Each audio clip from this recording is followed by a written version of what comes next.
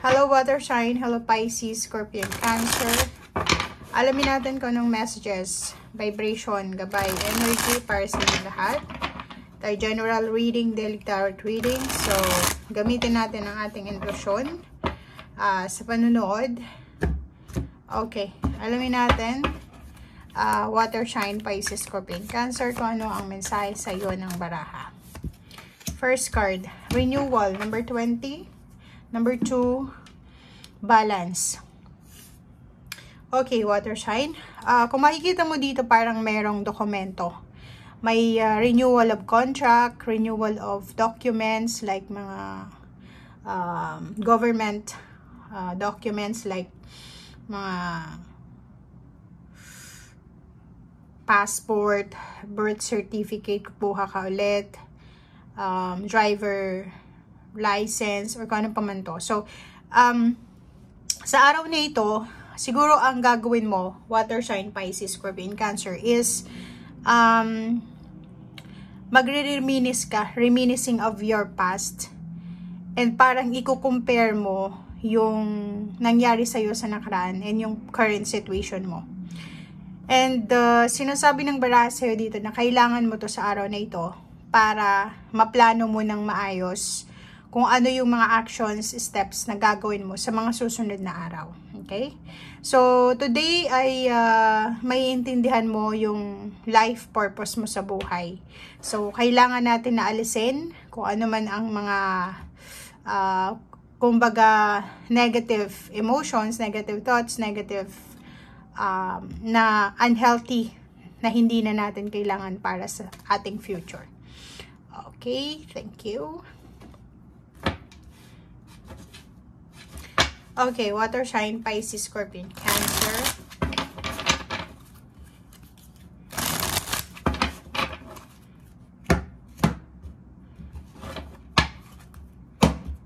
Okay.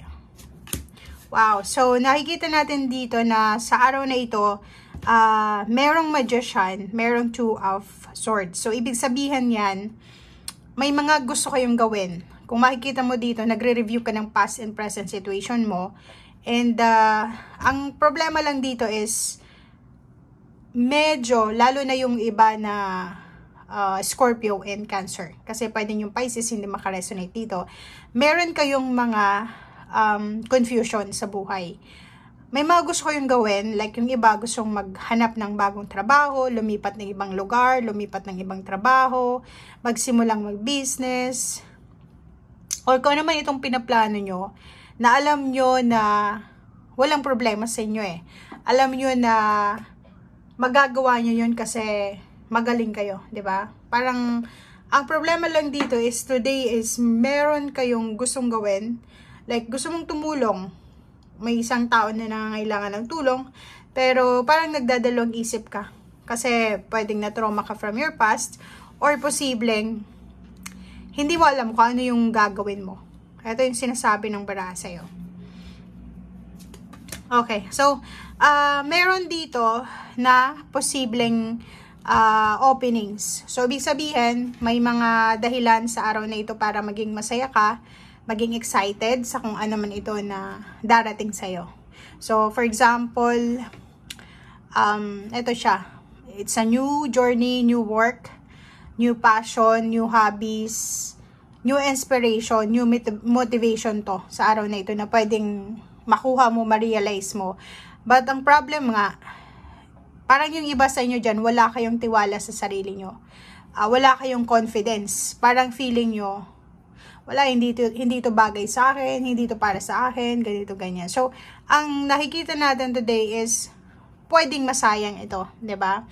Pwedeng masayang itong bagong inspiration mo, or bagong motivation, or masasayang itong magic na nangyayari sa paligid mo eh. Kasi bihira lang tayo makakuha ng ideas, new ideas, or passion, or determination, or motivation. Kasi, 'di ba? Minsan wala sa mood. So, if ever man today na may bago kang inspiration, may bago kang ideas kung paano mo may improve yung buhay mo, gawin mo na siya. Huwag mo nang isipin itong 2 of swords na palagi kang nagdadalawang isip. O, diba? So, makikita mo dito, sinasabi ng baraha mo na meron ditong Knight of Pentacles. So, kung ano man daw itong gagawin mo or kung ano man itong pinag-iisipan mo sa araw na ito, eto yung magdadala sa'yo ng clarity, like liwanag. So, for example, may binabala kang small business or may binabala kang pag-a-apply sa isang company, pag-a-abroad, or kung ano man itong balak mo. Sinasabi ng baraha, ito yung magdadala sa'yo ng swerte, lalo na sa pera. Siya yung magbibigay liwanag sa madilim mong sitwasyon, lalo na sa usaping pera.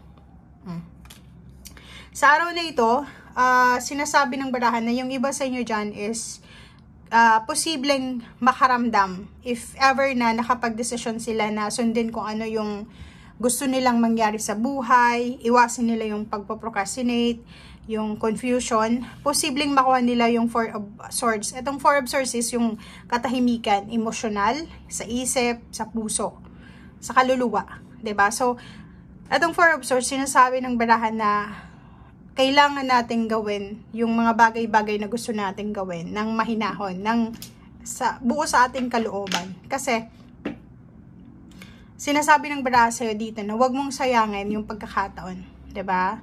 Ibig sabihin yan, hindi lahat ng tao nabibigyan ng second chance. Hindi lahat ng tao nabibigyan ng pagkakataon na ma-improve ang buhay nila. So, you're lucky kasi nandito yung Magician. Binibigyan ka ng renewal ng Panginoon. Binibigyan ka ng renewal ng ating universe na pwede mong mabago yung mga bagay na hindi na maganda. Pwede mong alisin, mga tao, sitwasyon na hindi na productive sa buhay mo. Okay? So, eto siya. Merong Two of Pentacles.